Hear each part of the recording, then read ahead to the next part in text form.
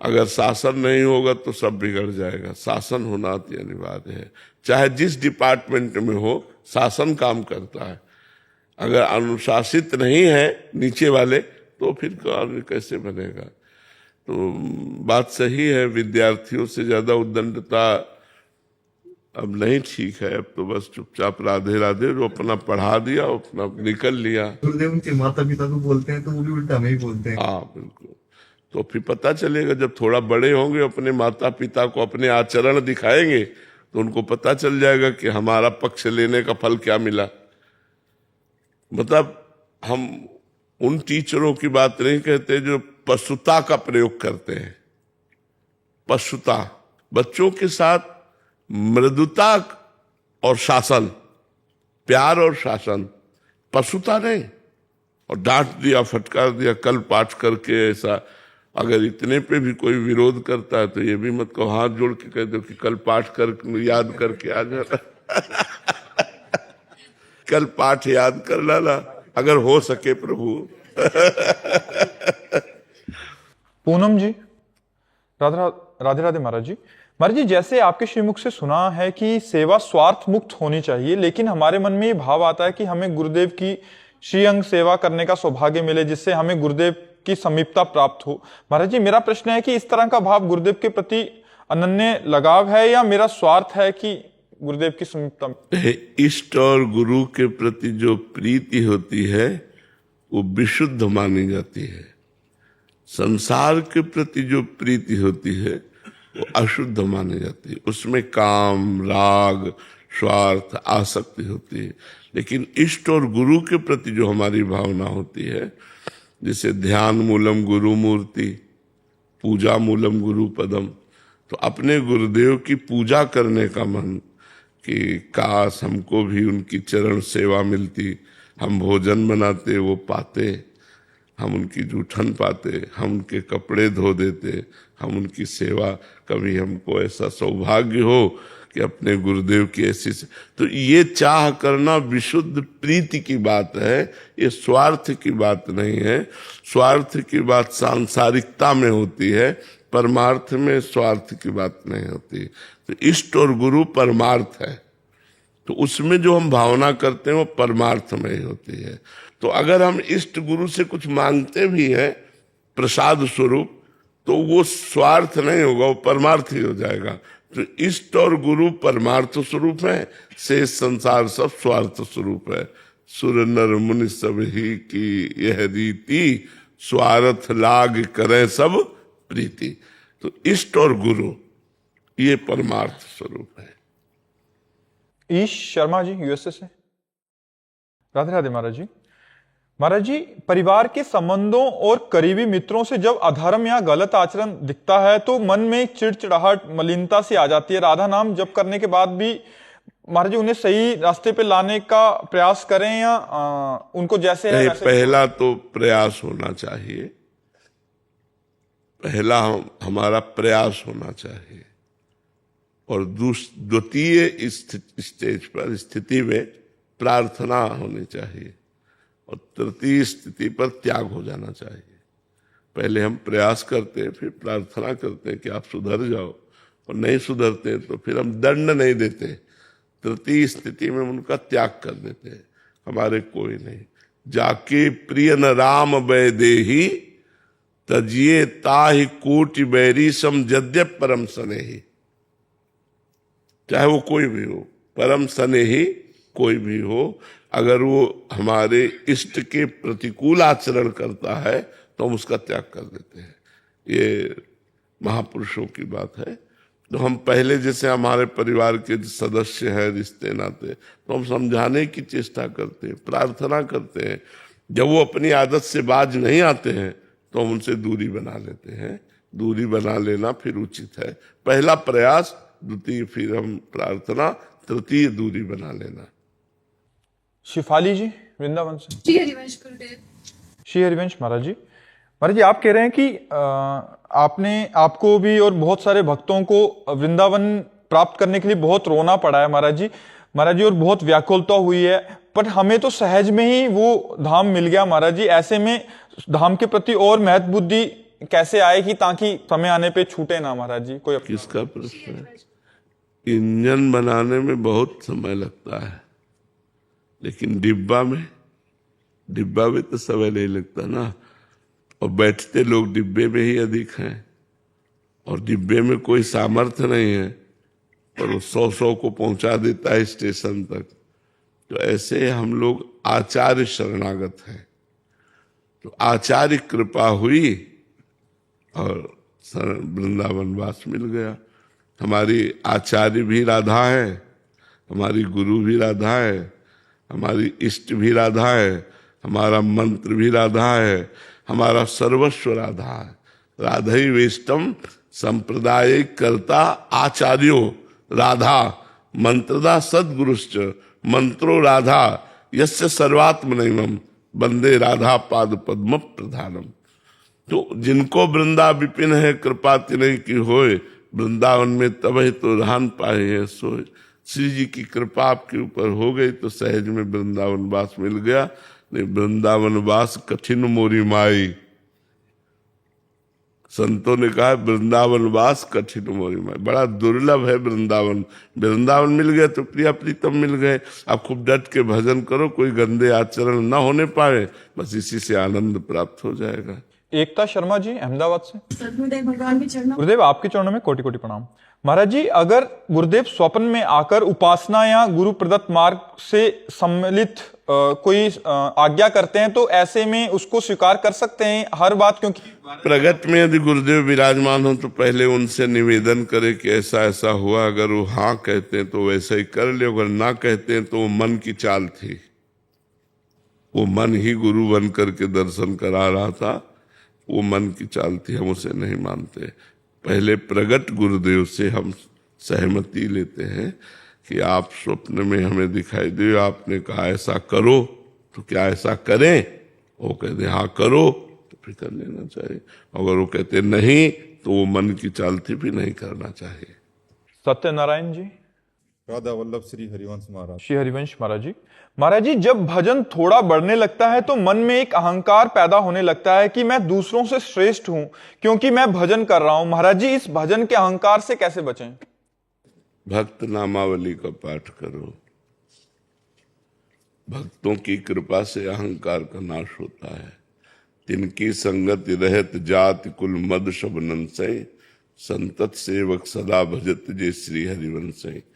एक ध्रुवदास जी कृत भक्त नामावली है, एक भगवत रसिक जी कृत भक्त नामावली है। भक्तन की नामावली जो करी है चितलाए, ताके भक्ति बढ़े घनी अरु हरि होय सहाय। उसकी हृदय में ऐसी घनीभूत भक्ति बढ़ेगी कि अभिमान नष्ट हो जाएगा। ध्रुवदास कृत भक्त नामावली या भगवत रसिक कृत भक्त नामावली, ये दो नामावलियां हैं। इनमें भक्तों के नाम हैं, उनका स्मरण है, तो भक्त स्मरण से अभिमान का नाश हो जाता है। और दूसरों में भगवान विराजमान है तो उनको इस भाव से देखो कि सब में भगवान विराजमान है, पर हम पर कृपा है भगवान की, इसलिए हमसे नाम जप होता है।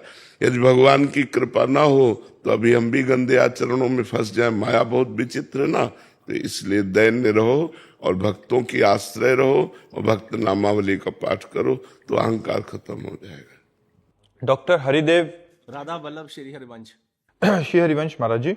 महाराज जी, मैं ये पूछना चाहता हूं कि भक्ति करते करते कई बार मन इतना भक्ति में हो जाता है कि मात्र प्रभु की छवि या आपके चित्र को देख के ही आंखों में आंसू आते हैं, तथा कभी कभी भक्ति में बिल्कुल भी मन नहीं लगता। ये पूछना चाहता हूं कि भक्ति की कोई अवस्था है या मेरी पाठ पूजा की शुरुआत है या क्या है? कबहू तो थोरो भजन, कबहू होत विशाल, मन को धीरज छुटे नहीं और गहे न दूजी चाल। महापुरुषों ने सब कुछ लिख दिया है, क्योंकि अनुभव सबके है ना। कभी थोड़ा भजन होता है, कभी बिल्कुल मन नहीं लगता, कभी विशाल भजन में मन लगता है एकदम डूब कर। तो एक गुण है, सतोगुण आएगा तो भजन में मन लगेगा, रजोगुण आएगा तो भोगों में मन लगेगा, तमोगुण आएगा तो क्रोध, हिंसा, द्वेष, प्रमाद, आलस्य, निद्रा, ये सब आएगा। तो जैसे हम समझ रहे कि अब भजन में मन नहीं लग रहा, बिल्कुल रुचि नहीं है, तो हमें जबरदस्ती भजन करना है, तो वो गुण का प्रभाव नष्ट हो जाएगा। और यदि हम भजन नहीं किए तो गुण अपना प्रभाव दिखाएगा और हमारा भजन क्षीण हो जाएगा, भजन की रुचि खत्म हो जाएगी। जब एक नियमावली से भजन किया जाता है तो माया पर विजय प्राप्त होती है। जैसे आज हमने 50,000 नाम जप किए, अब कल हमारा मन ही नहीं लग रहा, लेकिन हमको 50,000 करना है, राधा राधा राधा राधा राधा राधा, और मेरा बिल्कुल मन नहीं, फिर मैं राधा राधा राधा। जिद्दी स्वभाव होकर नियम पूर्वक नाम जप किया जाए तो तीनों गुणों के प्रभाव से हम ऊपर उठ सकते हैं, त्रिगुणातीत हो सकते हैं। और यदि हम मन के अनुसार चले तो सत्वगुण होगा तो मन भजन में लगेगा, रजोगुण होगा तो मान प्रतिष्ठा भोग ये वो सब ये ध्यान आएगा, तमोगुण होगा तो निद्रा आलस्य प्रमाद उत्तम तत्तामस मुदाहरतम। तो हमको इन गुणों के प्रवाह से निकलना है, एक रस स्थिति रहे, उसके लिए हमको जबरदस्ती भजन करना पड़ेगा। जब रजोगुण और तमोगुण आएगा तो जबरदस्ती भजन करना पड़ेगा, इसलिए जबरदस्ती भजन करो, ठीक है ना। अभी ये प्रारंभिक स्थिति है, अभी कोई स्थिति नहीं है, ये प्रारंभिक स्थिति। जब स्थिति आती है तो सदैव बढ़ती रहती है, वो कभी घटती नहीं है। वो प्रेम सदा बढ़िवो करे ज्यो शशि कला सुरेश, जैसे चंद्रमा की कला बढ़ती है ऐसे भक्त का अंदर तेज बढ़ता है भक्ति का, वो कभी रुकता नहीं। अगर रुक रहा है, कम हो रहा है, तो अभी स्थिति नहीं आई, अभी वो प्रभाव से साधना कर रहा है, पर गुण का प्रभाव उसे प्रभावित कर लेता है। इसलिए आप नियम पूर्वक भजन करो। हमारे सीताराम सीताराम करते हैं। हाँ, जो नाम प्रिय हो नियम पूर्वक भजन करो। थोड़ा भोजन सात्विक होना चाहिए, भोजन रजोगुणी तमोगुणी होगा तो ज्यादा विक्षेप पड़ेगा, अगर सात्विक होगा तो कम प्रभाव आएगा और आप जीत जाओगे। कोई नशा तो नहीं? वैष्णव जी, प्योर वैष्णव। आशीष शर्मा जी, गुरुग्राम। राधा वल्लभ श्री राधे राधे महाराज जी। महाराज जी, हम कैसे माने कि हम पूरी तरह से श्री जी की शरण में और हमारी चिंता अब उनकी चिंता है? जब 1 मिनट के लिए भगवत चिंतन न छूटे। इसकी थर्मामीटर होता ना, कैसे जाने हम बुखार ठीक हो गया, तो बोले 98 है तो बुखार ठीक हो गया, अगर 99 100 है तो बुखार है। तो हमें देखना है कि यदि हमारा भगवत चिंतन निरंतर तैल धारावत चलता है तो हम शरणागत परिपूर्ण परिपक्व शरणागति हो गई। अखंड भजन चल रहा है, थोड़ी देर चला फिर संसार का चिंतन, फिर थोड़ी देर फिर संसार का चिंतन। अभी हम शरणागति का प्रयास कर रहे हैं, अभी शरणागति पूर्ण नहीं हुई। शरणागति का प्रयास, कभी भोग अच्छे लगे, कभी प्रभु अच्छे लगे, कभी संसार का मनोरंजन में समय कट गया, जो कभी याद आ गई तो भजन कर लिया।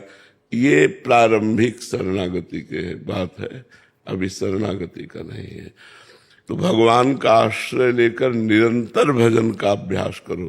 कभी शास्त्र स्वाध्याय, कभी सत्संग, कभी ठाकुर सेवा, कभी समाज सेवा, किसी व्यक्ति की सेवा कर रहे हैं जो दीन दुखी बीमार है, वृद्ध है या कोई असहाय है, हमारी सामर्थ्य है तो हम धन से तन से मन से उसकी सेवा से बहुत जल्दी हृदय पवित्र होता है, परोपकार से बहुत जल्दी हृदय पवित्र होता है। तो इस तरह हम जब जिसके साथ सेवा परोपकार करें उसमें भगवत भाव करें कि मेरे भगवान इसमें भी विराजमान है, तो परहित से निरंतर भजन के अभ्यास से, शास्त्र स्वाध्याय से, संतों के सत्संग से हमारी शरणागति पूर्ण हो जाएगी। हम भगवान के हैं, ये कोई बनावटी नहीं है, हम हैं। बनावटी संसार है, ये संसार में 40-50 वर्ष 100 वर्ष 80 वर्ष का संबंध है, लेकिन अनंत वर्षों का संबंध हमारा भगवान से है। हम भगवान के अंश है, उनकी शरण होने में कोई दिक्कत नहीं है। ये माया ही दिक्कत डालती है, आकर्षण। तो नाम जप से हम माया पर विजय प्राप्त करें और साधन करें जो हमने बताया। वंदना जी। महाराज जी, आपके चरणों में कोटि कोटि प्रणाम। महाराज जी, अगर आध्यात्मिक विषय में कुछ प्राप्त करने की बहुत व्याकुलता है और उसके बिना रहा ना जाए तो क्या करें? हाँ, तो जब लालसा जागृत होती तो साधना में लगा जाता है। केवल लालसा ऐसे थोड़ी हो जाएगी कि हम चाहते हैं कि अमृत फल मिल जाए, तो हमको उसके लिए तप करना होगा, हमको उसके लिए जप करना होगा, हमें उसके लिए साधना करनी होगी। यदि अध्यात्म की पिपाशा है, अध्यात्म को प्राप्त करना चाहते हो, तो गुरु की शरण में हो। और जो साधना गुरु जी ने बताई, वाणी जी का पाठ, नाम जप, मंत्र जप, ठाकुर सेवा, सत्संग, ये अगर आप करेंगे तो अध्यात्म को प्राप्त हो जाएंगे। हाँ, और निरंतर, और पापाचरण को रोक करके, गलत आचरण न होने पावे। अध्यात्मवान के द्वारा पापाचरण नहीं होता। पापाचरण भी करें और भक्ति भी करें तो उसे पाखंड कहते हैं, उसे पाखंड कहते हैं, उसे दंभ कहते हैं। पापाचरण रोक दिया, गंदे आचरण रोक दिए, जो नहीं करने चाहिए उनको रोक दिए, और फिर भक्ति कर रहे, तो शुद्ध भक्ति मानी जाएगी। बिन विवेक वैराग्य भक्ति बिन, सत्य न एको मानो, भगवत विमुख कपट चतुराई सो पाखंडे जानो। एक लाइन, अगर हम भक्त हैं तो गलत आचरणों का त्याग करके भगवान के मार्ग में। तो देखो, अगर भगवान के मार्ग में कछुआ की चाल भी चलो, धीरे धीरे ना पहुंच जाओगे, क्योंकि आप एक कदम चलोगे तो भगवान एक कदम आपकी तरफ चलेंगे।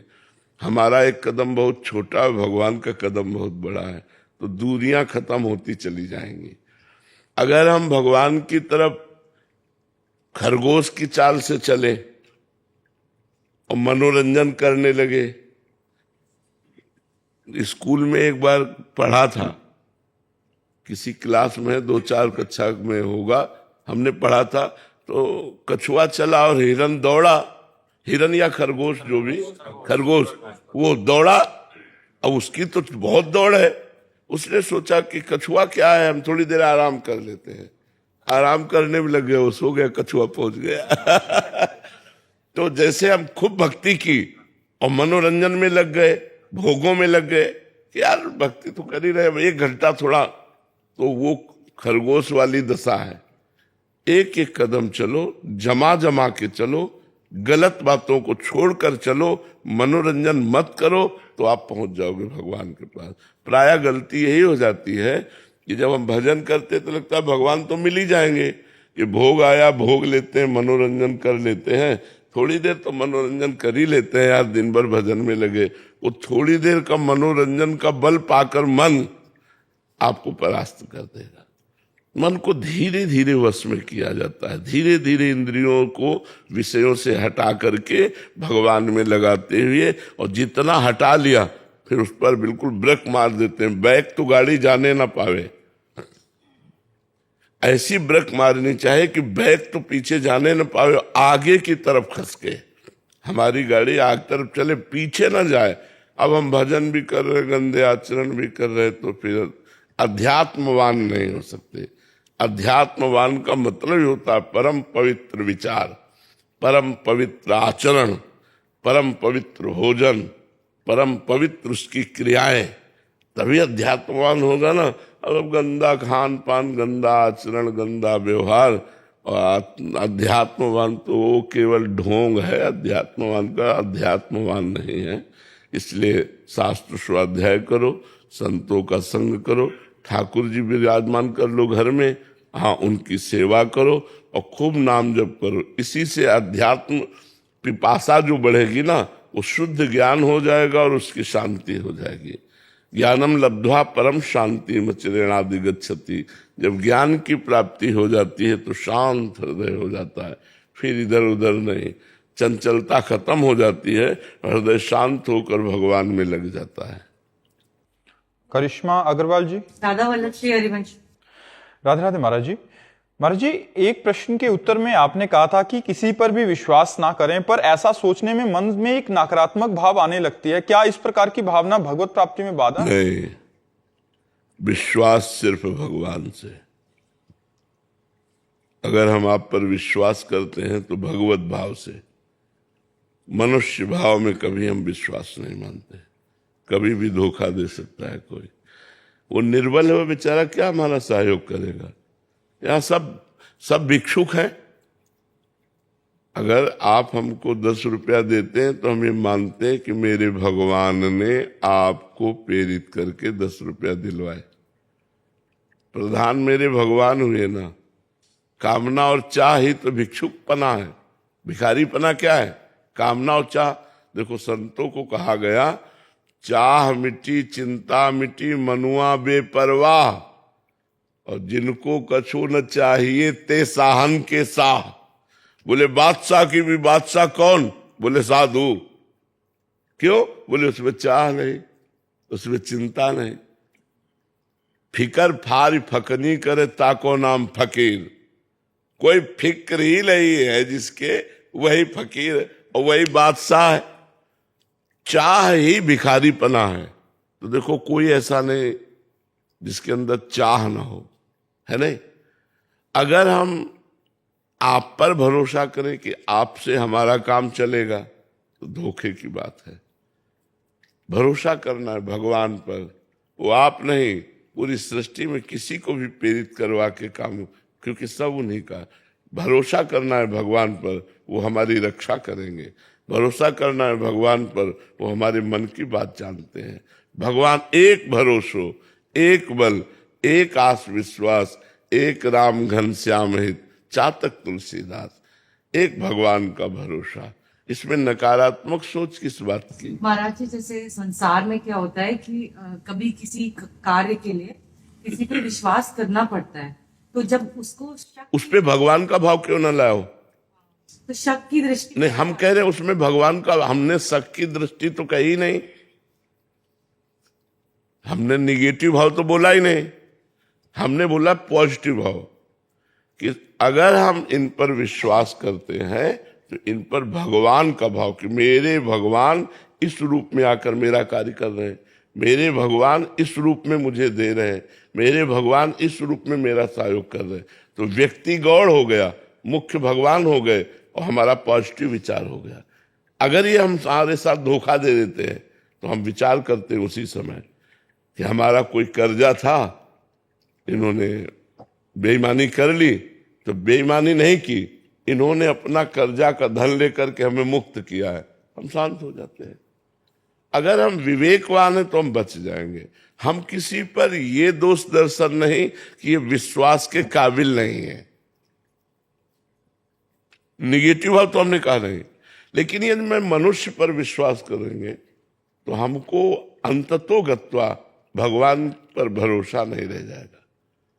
जैसे कोई भी कष्ट है, हमें यह है कि अमुक फोन नंबर, भगवान पर तो दृष्टि नहीं गई ना, तो हमारी भक्ति में कलंक लग गया।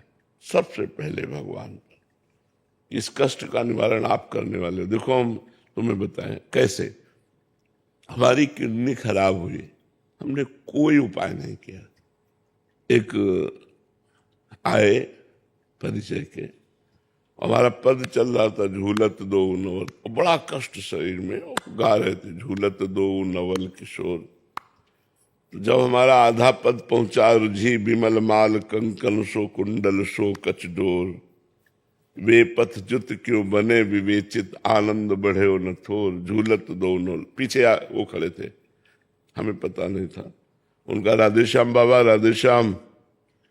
पद रुका, सामने श्री जी को ऐसे सिंहासन में विराजमान के पद, वो पीछे जी। बोले हमने आपको बताया नहीं कि आपका चिंतन खराब होगा। जब हमने सुना आपकी किडनी खराब है तो हम कलकत्ता से डॉक्टर लाए हैं, अब बस आपको वहां तक चले चलना है। किसने व्यवस्था की? उन्होंने इतना सेफ्टी की कि आपका चिंतन न बिगड़े, इसलिए हमने आपसे पूछा भी नहीं, आपको बताया भी नहीं, बस चलो डॉक्टर को। डॉक्टर ने फिर दवाएं देना शुरू किया। तो यदि हम भगवान के आश्रित हैं तो हमने उनसे कहा नहीं था, भगवान ने उनको प्रेरित किया, भगवान ने किया। तो हमें ये, अब हम ये नहीं मानते कुछ व्यक्ति ने किया, हम मानते कि मेरे भगवान ने उस समय ऐसा ऐसा किया। तो सारा खेल भगवान का है। हमारा आश्रय डायरेक्ट भगवान से है या किसी व्यक्ति से, ये देखना है। हम लोग अध्यात्मवान हैं तो हमारा भरोसा भगवान पर, व्यक्ति पर नहीं। अगर व्यक्ति में हम भगवान देखते हैं तो हमारी सही दृष्टि है। अगर भगवान रहित व्यक्ति देखते हैं तो हमारी गलत दृष्टि है। तो पॉजिटिव ही पॉजिटिव, निगेटिव का तो कोई सवाल ही नहीं है। यदि हम संसार में ही रमे हैं तो हमारे आध्यात्मिक भाव में क्या है? फिर संसारी पुरुष तो सब संसार में ही रमे, हम भगवान में रमे। व्यक्ति व्यक्ति के व्यवहार में भगवान को देखे, छोटी छोटी बात को भगवान से जोड़ कर देखें। देखो मेरे भगवान ने औषधि दे दी, देखो मेरे भगवान ने आज ये, तो आपकी भक्ति बढ़ेगी कि भगवान ने किया। अन्न मांगे आगे अगर भगवान का भरोसा है तो देने वाले भगवान है ना, देने वाली श्री जी है ना, वो सब व्यवस्था कर देती है। अच्छा आप कहो कि आप बाबा जी हो, आपकी व्यवस्था हो जाती है, हम तो गृहस्थ हैं। तो नरसिंह मेहता जी गृहस्थ ही थे। 52 बार भगवान प्रकट होकर नरसिंह मेहता जी की सेवा की, 52 बार। एक जैसे भात भरा लड़के का ब्याह, ऐसे 52 बार भगवान प्रकट होकर। भगवान गृहस्थ विरक्त नहीं देखते, भगवान भक्ति देखते हैं।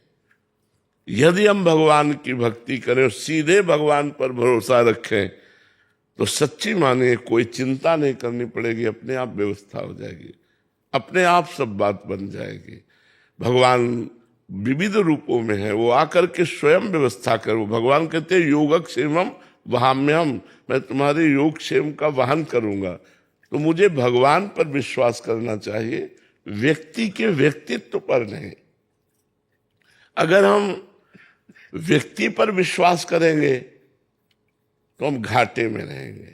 तो भगवान, ये हम आपको इसलिए अपनी बात बताते हैं, अपनी बात से ही तो आपको पुष्ट करेंगे कि वो व्यक्ति जिसे खाने को नहीं था, वो व्यक्ति जिसे दवा नहीं थी, वो व्यक्ति जिसके पास रहने का ठिकाना नहीं था, और भगवान की नजर घूम गई। तो भरोसा यदि भगवान का है तो कोई कमी नहीं है, और भगवान का भरोसा ना हो तो फिर अपने कर्म इतने बलवान नहीं है कि इतना सुख प्रदान कर सके। अपना लड़का अपनी सेवा नहीं करता, नहीं अपना लड़का नहीं, और ये दूसरी माँ पिता से पैदा हुए और आकर के इतने समर्पित है कि कह दो खड़े रहो तो वहीं खड़े रहेंगे। इसलिए हम कहते हैं भरोसा भगवान का रखो, मनुष्य का नहीं, भरोसा भगवान का। कहा मोर दासा और करे नरन की आशा, तो कहो कहाँ रहा विश्वासा। ग्रामीण भाषा में कहा मोर दासा, भगवान का दास कहा के, और करे नरन की आशा, नरन माने मनुष्यन की आशा, तो कहो कहाँ रहा विश्वासा। तो कहो हम पर विश्वास कहाँ रहा, तो विश्वास केवल भगवान, मेरे भगवान करेंगे। अब कोई आकर कर देता है तो मुझसे मानते मेरे भगवान के द्वारा भेजा हुआ व्यक्ति है और उसने किया है। समझ में आ गई बात? मुलायम सिंह जी शिवपुरी से। राधे राधे महाराज जी। गुरुदेव, अपने अंदर के अहंकार को पहचानने और गलाने का सरल मार्ग क्या है?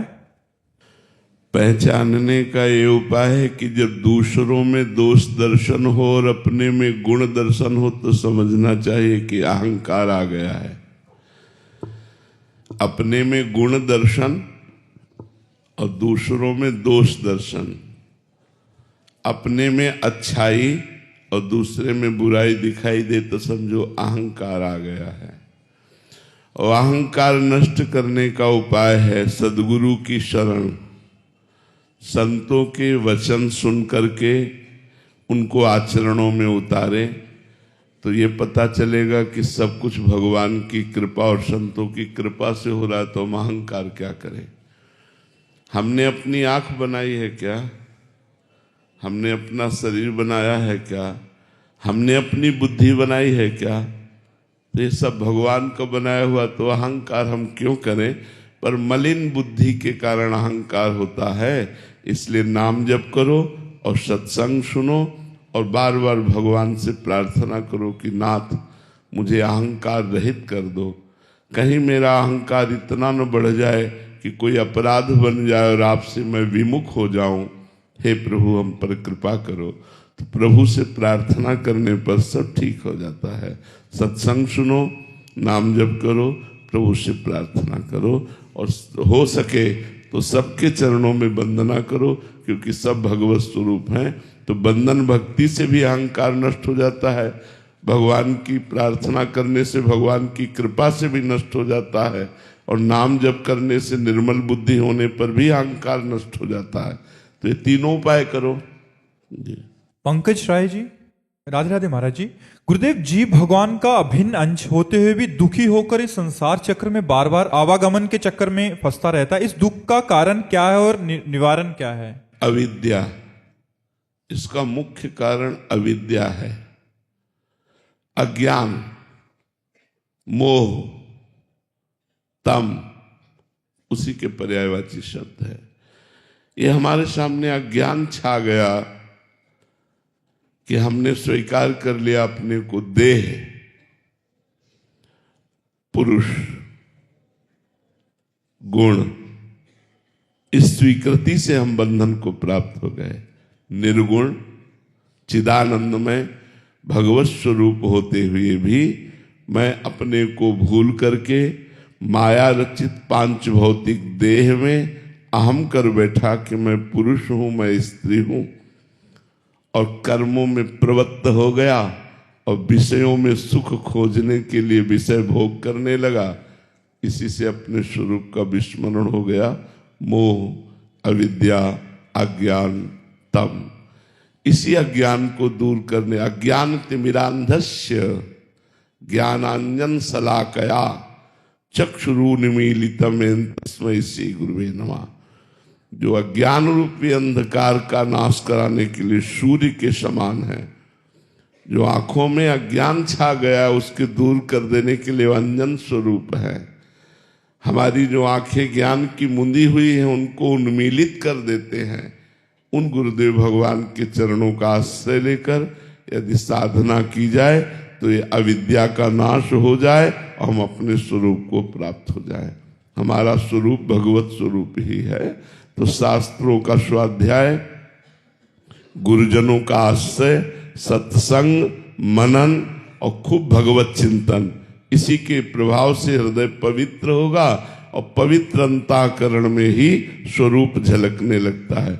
जैसे जल शांत हो और निर्मल हो तो नीचे क्या हमें दिखाई देता है, ऐसे ही अंतःकरण शांत और निर्मल हो जाए तो हमें आत्मस्वरूप का बोध हो जाए, अपने आप से अपने आप का। पर इसमें साधना करनी पड़ेगी। जो असत में हमारा सद्भाव हो गया है, सुख भाव हो गया है, इसे हटाने के लिए साधना करनी पड़ेगी। बिना साधना के नहीं आएगा। भगवान का नाम जप, शास्त्रों का स्वाध्याय, सत्संग, गुरु चरणों का आश्रय, इसी से ये माया मल दूर होगा और अपने स्वरूप का बोध होगा। आशा रानी जी पटियाला से, राधे राधे महाराज जी। महाराज जी, कभी जीवन में प्रतिकूलता आती है तो अपने इष्ट देव के अतिरिक्त अन्य भगवान से प्रार्थना करने की इच्छा हो जाती है। महाराज जी, ये क्या? ये अपनी भक्ति की कमजोरी है। नहीं बने, जैसे गोस्वामी तुलसीदास जी के इष्ट है रघुवर राम जी, तो कह रहे हैं बने तो रघुवर ते बने और बिगड़े तो भरपूर, तुलसी औरन ते बने ताबनवे पे धूर। यदि हमारे इष्ट के द्वारा बन रही तो बहुत बढ़िया और बिगड़ रही तो बहुत बढ़िया। दूसरे के द्वारा हम बनवाना नहीं चाहेंगे। यदि दूसरे से बने तो उस बनने पे धूर। यह है इष्ट प्रेम। अपने इष्ट के ही द्वारा अपने योग क्षेम का वहन करे, अन्य भाव हृदय में ना आवे तो बात बहुत बढ़िया है। अभी ये कमजोरी है। भजन करो और सत्संग सुनो और भगवान की कथाएं सुनो, जिससे भगवान में दृढ़ विश्वास हो जाए। अगर हम अपने गुरु प्रदत्त नाम और इष्ट पर विश्वास नहीं और अन्य देवी देवता या अन्य भगवत स्वरूपों की तरफ हमारा मन जाए तो अभी अनन्यता नहीं। नेकहु मन चले तो अनन्यता नाय, महापुरुषों ने कहा। नेकहु नहीं, राई के समचलत ही हो तो और की ओर। ऐसा नहीं कि हम उपासना जिनकी कर रहे हैं वो असमर्थ हैं, ऐसा थोड़ी है। वो सर्व समर्थ है, उन्हीं से सब बन जाएगा। इसलिए हमें अन्य की आवश्यकता नहीं है। भजन करो और सत्संग सुनो और कथाएं सुनो, जिससे तुम्हें भगवान की महिमा का ज्ञान हो और अपने भगवान के नाम रूप में दृढ़ अनन्य निष्ठा हो जाए, इसी का नाम भक्ति है। जैसे मीरा जी की है, मेरे तो गिरधर गोपाल दूसरो न कोई, जाके सिर मोर मुकुट मेरो पति सोई। ये बात बने तो रघुवर ते बने, इसलिए अपने इष्ट में अनन्य रहो। राजकुमार जी, राधे राधे। महाराज जी, आपके चरणों में दंडवत प्रणाम। गुरुदेव, एक शिष्य की तरफ से उसके गुरुदेव के लिए सबसे बड़ी भेंट क्या है? मन को गुरुदेव की आज्ञा के अनुसार चलाना ही सबसे बड़ी भेंट है। तन गुरुदेव के समीप है और मन संसार में है तो आप गुरु सेवक नहीं है। धन गुरुदेव को दे दिया और विषय भोगों में रत हो, उनकी आज्ञा का पालन नहीं करते हो तो गुरु सेवा नहीं हुई।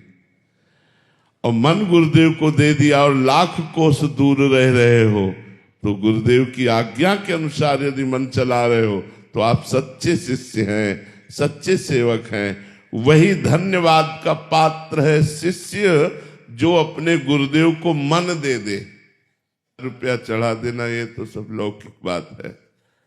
शरीर से समीप हो, मन विषयों में दिए हुए तो क्या गुरु का संग। जब गुरु का संग तो गुरु का रंग भी तो चढ़े, तो रंग मन में चढ़े तब बात बने ना। तन रंग लिया मन न रंगा तो फायदा क्या हुआ। तो सबसे बड़ी भेंट है मन को दे देना। बात समझ में आई आपके? सबसे बड़ी। और यही नहीं होता, बस यही नहीं हो पाता। गुरु बना लिया, गुरु को भेंट दे दिया और कहा कि प्रभु मैं आपका हूं, लेकिन मन संसार को दे दिया, इसीलिए कल्याण नहीं होता। और मन गुरु को दे दो तो बढ़िया बात बन जाए। मन दे दो, जो मन देने का मतलब है जो गुरु नाम मंत्र उपासना शास्त्र स्वाध्याय आदि आज्ञा कर रहे हैं वो करने लगो, बस इसी से तुम्हारा कल्याण हो जाएगा। उपवेश जी, नोएडा से। राधे राधे महाराज जी। गुरुदेव भगवान, मन में चलने वाले प्रश्नों का स्फुरण कब बंद होगा? जब निष्पाप हो जाएगा। मन में जो स्फुरणाएं होती हैं, दुर्वासना मम सदा परिकर्षयन्ति, ये दबी हुई परत की परत दुर्वासनाएं हैं। नाम जब से नष्ट होती जाती हैं, पर पूर्णतः जब नष्ट हो जाएंगी तो जैसे दीवाल घड़ी का सेलाइच लो तो सेकेंड की सुई सेकेंड बिल्कुल रुकी, मिनट की मिनट में रुकी, घंटे की घंटे में रुकी। ऐसे तुम्हारा मन बुद्धि चित्त अहंकार परमात्मा में स्थित हो जाएगा। जब परमात्मा में स्थित हो जाएगा तब अन्य स्फुरण बंद हो जाता है, अर्थात निष्पाप अंतःकरण में विषयों का स्फुरण नहीं होता। जब तक मलिन अंतःकरण होता है तब तक प्रभु से अन्य स्फुरण होता रहता है। इसलिए हमें खूब नाम डट के जप करना चाहिए। पवित्र भोजन, पवित्र आचरण, पवित्र विचार और परम पवित्र महामंगल में भगवान का नाम जप, बस बेड़ा पार हो गया। फिर देखोगे एक दिन मन भगवान में स्थित हो जाएगा। और जब मन भगवान में स्थित हो जाएगा तो अन्य स्फुरणाएं अपने आप बंद हो जाएंगी। जी। हरमन जी, पंजाब से। महाराज जी, संत दर्शन करने जाएं तब किन किन बातों का ध्यान रखना चाहिए? सबसे पहली बात तो अहम का त्याग करके जाएं। संत दरस को चालिए तज माया अभिमान, ज्यों ज्यों पग आगे बढ़े कोटिन यज्ञ समान। यदि हम मैं मोर तोर तय यही माया है इसका त्याग करके और दैन्य हो करके संत के चरणों में जाएं निर्दोष दृष्टि रखते हुए, तो एक एक कदम पर कितनी यज्ञों का फल लिखा हुआ, कोटिन यज्ञ समान। संत दरस को चालिए तज माया अभिमान। ये अहंकार का त्याग करके, मैं और मोर तोर तय का त्याग करके सरल भाव से दैन्य भाव से निर्दोष दृष्टि रखते हुए हम जाएं तो हमें उन संत संग से जो लाभ प्राप्त होगा वो श्री भगवान होंगे। संतों के संग का लाभ है असत आचरणों का त्याग हो जाए और सदाचरण बनने लगे, भगवान का भजन बनने लगे। हेमंत शर्मा जी दिल्ली से। राधे राधे महाराज जी। महाराज जी, ऐसा जीवन कैसे जिए कि मृत्यु के समय कोई पछतावा ना हो? ये तो अभ्यास बचपन से कराया जाए, या अभी जितनी आयु व्यतीत हो गई अब संभाल लो। हर श्वास में नाम जप करो, श्वास श्वास सुमिरन करे तो दुविधा रहे न कोई। अगर प्रत्येक श्वास में प्रिया प्रीतम का नाम जप किया जाए, प्रभु का नाम जप किया जाए, तो वही अभ्यास अंतिम समय आ जाएगा। और अंतिम समय भगवान का स्मरण हो तो मृत्यु महोत्सव हो गई, फिर पछताए की जरूरत नहीं है। और भगवान का भजन जीवन में किया नहीं, कोई सोचे अंतिम समय से भगवान का स्मरण आ जाए तो असंभव। जीवन में पापाचरण किए हो तो अंतिम समय वही पापाचरण के अनुसार चिंतन होगा और दुर्गति हो जाएगी। तो इसलिए वर्तमान के समय को भजन में लगाते हुए व्यतीत करें। पता नहीं कौन सी श्वास हमारी मृत्यु वाली श्वास हो, आखिरी श्वास हो। अपने लोगों को क्या पता कि किस समय हमारा शरीर छूट जाएगा। इसलिए प्रत्येक श्वास में भगवान का नाम जप करो, और अंतिम समय भगवान का स्मरण आ जाए तो मरने का पछतावा नहीं रहेगा। आवागमन से मुक्त हो जाओगे, जीवन धारण करना सार्थक हो जाएगा, मृत्यु महोत्सव हो जाएगी। नितिन तिवारी जी। महाराज जी, कोई भी मनुष्य में शिष्य की योग्यता कैसे और कब प्राप्त होती है? शिष्य तो बनने की योग्यता बस इतनी जरूरी है, और तो सब गुरु कृपा से प्राप्त हो जाएगा, इतना जरूरी है। ये जानते हो मुद्रा किसकी है? आत्मसमर्पण की। जब कोई चोर डाकू या कोई भी अपराधी फंस जाता है और अपने को असमर्थ देखता है, तब ये मुद्रा होती कि नहीं होती? हाँ, ये मुद्रा होती आत्मसमर्पण की। तो हम केवल गुरु को आत्मसमर्पण कर दें। गुरु कुम्हार है, शिष्य मिट्टी है।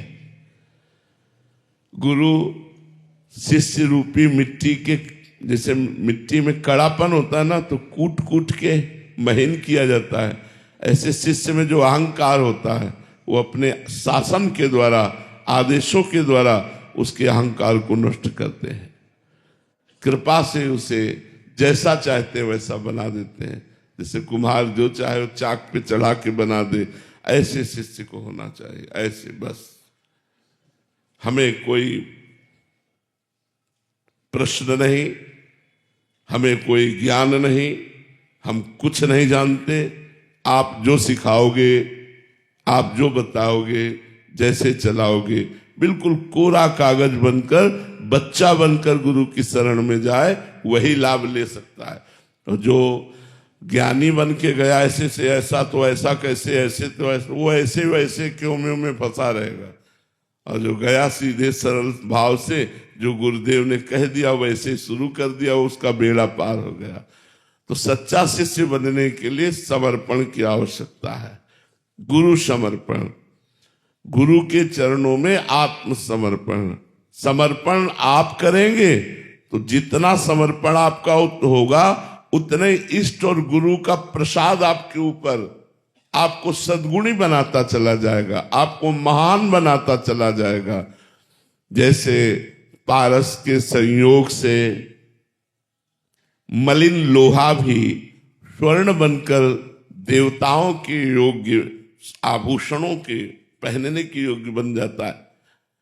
देवताओं के भी पहनने के योग्य जो आभूषण है वो बन जाता है। ऐसे ही हम मलिन अंतःकरण वाले भगवान की सेवा के पात्र बन जाते हैं। हम भगवान की सेवा करने का अधिकार प्राप्त कर लेते हैं। भगवान नाम, भगवत गुण, भगवत महिमा, ये सब गुरुदेव के प्रसाद से हमारे हृदय में जागृत हो जाती है। नाम चलने लगता है भगवान को। अब जैसे कल एक शब्द वायुकोटि महाबला, अब घंटों इसी का चिंतन होता, ओहो हमारे भगवान इतने बलवान है, एक वो वायुपुत्र हनुमान, तो कोई जोड़ नहीं त्रिभुवन में। हनुमान जी का जोड़ है कोई? हनुमान जी का जोड़ नहीं कोई। और वायुपुत्र हनुमान, तो वायु कितने बलवान होंगे? वायु कोटि महाबला, करोड़ों वायुओं जैसा बल भगवान रखते हैं। ऐसे भगवान के हम दास हैं। हमारे भगवान सर्वज्ञ महाबली, कितना हृदय में आनंद होना चाहिए। मैं ऐसे भगवान का दास हूं जो सर्वज्ञ है, सर्वत्र है, सर्वशक्तिमान है और मुझे प्यार करता है। तो भगवान का चिंतन, भगवान के गुण, भगवान की महिमा, भगवान से प्रेम, ये सब गुरुदेव प्रदान कर देते हैं। हमें केवल आवश्यकता है गुरुदेव के चरणों का आश्रय कोरा कागज बंद कर लेने की। कोरा कागज बनकर कोई नहीं आता, सब लिखे पढ़े पूरी रजिस्टर बना होता है। ऐसा तो क्यों, फिर क्यों मैं इसी में लगे रहते हैं। जो बोला उसे श्रद्धा से स्वीकार कर लिया और चल दिया तो उसे भगवत प्राप्ति हो गई। भगवत प्राप्ति गुरु कृपा से होती है। तो गुरु चरणों का आश्रय दैन्य भाव से ले लेना, यही शिष्य का परम कर्तव्य है। शेष दैवी संपदा और भागवतिक सद्गुण, ये तो गुरुदेव की कृपा से उसके हृदय में जागृत हो जाएंगे।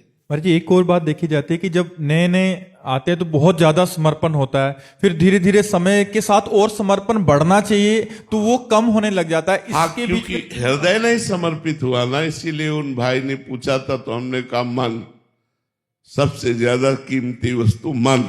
तो मन तो दिया संसार को, और तन ला के कहा कि हम थोड़ी देर के लिए आपकी शरणागत हैं। वो मन संसार में है तो शरणागति रंग नहीं लाती, वो फिसलते फिसलते फिर वही पहुंच जाते।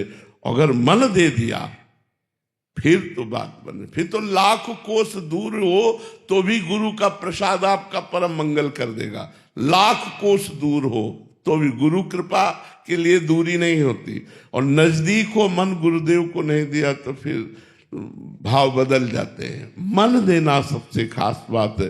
भगवान ने गीता जी में कहा, मय्येव मन आधत स्व मयि बुद्धि निवेश है। तो निश्चय मय्येव अतूर्ध्वम न संशया। यदि तू अपना मन, अपनी बुद्धि मेरे में लगा दे, मेरे को दे दे, तो तू मेरे में ही वास करेगा, इसमें कोई संशय नहीं। तो मेरी ही गोद में वास करेगा। हर समय भक्त अपने को भगवान की गोद में देखता है जो मन अर्पित कर देता। मन सबसे कठिन काम है अर्पित करना, सबसे कठिन काम है मन अर्पित करना। और वही शिष्य है जो अपने मन को गुरुदेव के चरणों में अर्पित कर दे। हम अपनी तरफ से, वैसे तो हमारा भारतीय नववर्ष चैत्र मास से शुरू होता है, पर ये चलो किसी भी बहाने से सही, अंग्रेजी में आज से नववर्ष प्रारंभ होता है। हम सबसे प्रार्थना करेंगे इस नववर्ष में आप कोई गलत आचरण न करें, कोई गलत नशा न करें, किसी को दुख न पहुंचाएं। आप स्वस्थ रहें, प्रसन्न रहें और भगवान की सब पर कृपा बरसे, ऐसी हम प्रार्थना करते हैं। प्रथमेश जी महाराष्ट्र से। राधा वल्लभ श्री हरिवंश महाराज जी, आपके चरणों में कोटि कोटि प्रणाम। महाराज जी, जब हम भगवान या भक्ति के मार्ग पे चलते हैं तो कई लोग उसका मजाक उड़ाते हैं। वे कहते हैं बहुत बड़ा भक्त बन रहा है, माला ये तो बहुत बढ़िया बात है। अगर कोई कहे बहुत बड़ा भक्त बन रहा है तो भगवान से जोड़ दिया कि नहीं, बुरा तो नहीं कहा, अच्छा ही कहा। तो हमें बुरा क्यों लगे यार? जब हम भक्त हैं तो बुरा क्यों लगे? अगर कहते बहुत बड़ा भक्त है तो हमें खुशी होना चाहिए। तुम्हें कोई कहे बहुत बड़े आदमी हैं पीछे से, तो कैसा लगेगा आपको? आपके पीछे से कोई कहे आप इनको जानते बहुत बड़े आदमी हैं, तो आपको अच्छा लगेगा ना। तो हमारा संबंध भगवान से वो व्यक्त कर रहे कि बहुत बड़े भक्त हैं, तो हमें अच्छा लगना चाहिए कि हमारा संबंध जो भगवान से है, तो हम बड़े के हैं तो बड़े तो है ही हैं। इसमें हमें सोचना क्या, इसमें परेशानी क्या? हमारी सोच लगती कि ये हमारा उपहास कर रहा है, बस इसी सोच को बदलना है। देखो, आपके अगर निगेटिव विचार रहेंगे तो अच्छी बात में भी दुख मिलेगा, अगर पॉजिटिव रहे तो बुरी बात में भी। जैसे अब हमें कोई गाली दे तो पहले हम उसे सुनेंगे और विचार करेंगे, और अगर अपने अंदर कोई पाखंड, कोई ड्रामा, कोई नाटक लगा तो लगेगा भगवान इस रूप में मुझे सावधान कर रहे हैं, मुझे अपना सुधार करना चाहिए। और यदि लगा कि हमारे अंदर कोई गलती नहीं फिर भी हमें ऐसा कह रहा है, तो हम उसे पागल मानकर चल देते हैं कि तो इसके विचार का स्वरूप है, इससे हमें क्या लेना देना। तो यदि कोई हमारा उपहास करता है, हमारी निंदा करता है, तो हमें देखना चाहिए वो गलती हम में तो नहीं है, अगर नहीं है तो हम उसे पागल मान। बातुल भूत विवश मतवारे, ते नहीं बोले ही बचन विचारे, तिनकर कहा सुनी नहीं काना। ऐसे लोगों की बातें नहीं सुनते हैं। और ये कोई कहे बड़ा भगत, तो हम तो उसे प्रणाम करेंगे कि आप भी आशीर्वाद दीजिए, जो आप बोले वो सत्य हो जाए, आप भी आशीर्वाद दीजिए। उसमें कोई जलन की बात नहीं है। बोले कंठी पहने, माला पहने, ये नहीं कहता शराब की बोतल हाथ में लिए पी रहा है, ये नहीं कहता नाली में पड़ा है, ये नहीं कहता गंदे दृष्टि वाला है। जो माला पहनकर चलेगा, जो भजन करेगा, उसको कहेगा माला पहन के चल रहा है, तो अच्छी बात है ना। हमको गाली तो नहीं दे रहा, माला तो पहने ही है, कंठी तो पहने ही है, तिलक लगाए हैं, वही बात वो कह रहा, हमें क्या परेशानी। बोले बड़ा भारी तिलक लगाए, देखो माला पहले बड़ा भगत बनता है, तो उसको प्रणाम करना चाहिए, हमें बुरा क्यों लगना चाहिए, क्योंकि कोई बुरी बात नहीं। महाराज जी क्या होता है, अधिकतर 100 में से 95 जने वैसे हो गए हैं, तो 4-5 जने जो होते हैं उनको बहुत ज्यादा मतलब महाराज जी मजाक बना देते हैं उस चीज का। नहीं, मजाक मत बनो, आप पुष्ट बनो, आप पुष्ट बनो। वो गलत आचरण में 95 लोग चल रहे हैं, 5 लोग अच्छे आचरण पर चल रहे हैं, तो 5 लोग 50,000 के बराबर हैं। उनमें इतनी सामर्थ्य, अच्छे मार्ग में चलने वालों में बल होता है, तो वो उनकी उपहासमयी वृत्ति का सहन करना ही उपाय है।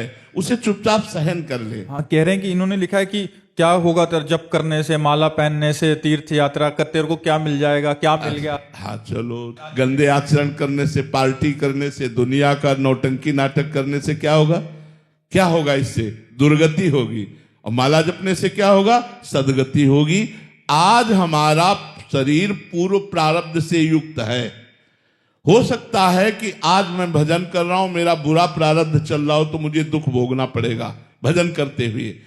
हो सकता है तुम बुरा आचरण कर रहे हो, लेकिन तुम्हारे पुण्य चल रहे हैं, तुम्हें सुख भोगना पड़ेगा उस समय तक। लेकिन जिस समय हमारा ये नवीन कर्म भजन फलीभूत होगा, उस समय, अभी तो हमारा अंकुरण हुआ है, थोड़ा वृक्ष बनने दो, फूलने दो, फलने दो। एक किसान भी खेती में अनाज डालता है तो दूसरे दिन फसल नहीं काट लेता, उसको गुड़ाई सिंचाई करके रक्षा करते हुए 5 महीने 4 महीने व्यतीत करने पड़ते हैं, तब वो इसी से 40 मन गेहूं पैदा होता है। 1 मन डालने पर 40 मन पैदा होता है। ऐसे ही आज तुम भजन कर रहे हो, लोगों को उपहास करने दो, कल तुम्हारे भजन का जब फल आएगा तो उपहास करने वालों को तो दुर्गति होगी, और तुम भगवान के कृपा पात्र बनकर सदगति को प्राप्त होगे। इसलिए चिंता मत करो, जहां कोई उपहास करे उसे सह लो।